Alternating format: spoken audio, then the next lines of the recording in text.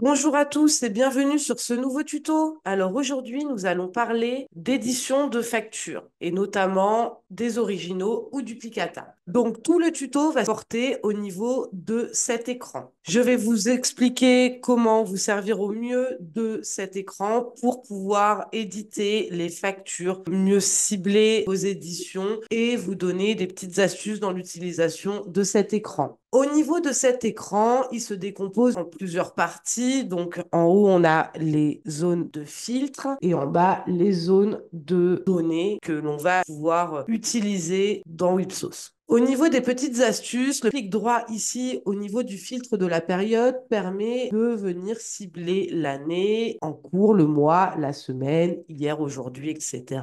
Donc pour mon exemple, je vais prendre l'année en cours. Nous avons rajouté une notion de numéro de facture, c'est-à-dire que si vous cherchez une facture en particulier, vous pouvez venir saisir son numéro directement dans la zone. Nous avons également une notion de profil utilisateur, donc ce sera seulement les factures de ce profil qui apparaîtront dans la liste en bas lorsque l'on va faire le chargement. Nous avons par sélection en clic simple les factures négoce, contrat, intervention, chantier et proforma. Et nous pouvons choisir de ne pas afficher les factures en envoi par mail et en envoi par Chorus, car ces factures sont déjà parties, peu importe la plateforme, par mail ou par Chorus, mais au client. Donc l'intérêt d'éditer la facture pour le client n'est la possibilité de choisir si on veut les faire apparaître ou pas. Nous avons également les factures non soldées. Donc si le but de l'édition de vos factures, c'est d'éditer toutes vos factures non soldées, pouvoir les envoyer au client, vous allez pouvoir également cibler là-dessus. Donc si on coche la case, les factures qui ont été réglées ne vont pas apparaître dans la liste de sélection. Nous avons également ici les filtres que l'on a un peu partout dans Wipsos. Donc la sélection du client payeur, du client concerné, commerciaux. Donc c'est une sélection, on clique sur la flèche pour basculer à droite. Par activité, par agence, c'est le même principe. Je vais décider de faire afficher mes factures de l'année qui ne sont pas en envoi par mail, qui ne sont pas en envoi par Chorus et qui sont non soldées. Je vais faire la validation et ce qui est intéressant dans cet écran qui vient de s'afficher, c'est enregistrer les factures dans un répertoire. Cette option fonctionne simplement lorsque la liste des factures est déjà chargée et lorsque vous allez sélectionner le répertoire. Donc moi, j'ai déjà créé sur mon bureau un dossier qui s'appelle Facture Wipsos. Je vais maintenant dire que je souhaite éditer quelques factures. Je les sélectionne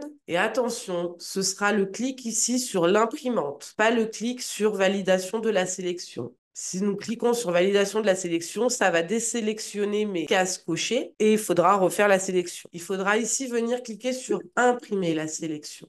Le programme va travailler et je vais avoir ici édition des factures terminées. Je vais donc retrouver dans mon répertoire facture Wipsos les factures que j'ai sélectionnées, donc à 16h54. Elles sont là et elles se sont toutes générées les unes après les autres. Autre option intéressante au niveau de cet écran, c'est la possibilité de fusionner les factures dans un seul fichier. Le programme va créer un seul et même PDF pour plusieurs factures. Les temps de traitement sont un petit peu plus longs, donc j'ai effectué ici au préalable une sélection. Je vais cliquer sur imprimer la sélection. Mon programme va travailler, va m'ouvrir une fenêtre. Souhaitez-vous afficher le document généré? Je vais mettre oui. Il va m'afficher le document. Donc, j'aurai un seul et même PDF pour toutes mes factures générées. Voilà ce que je peux vous dire au niveau de l'édition des factures via le menu Originaux et Duplicata. N'hésitez pas à revenir vers nous à la hotline si vous avez des questions. Bonne journée. Au revoir.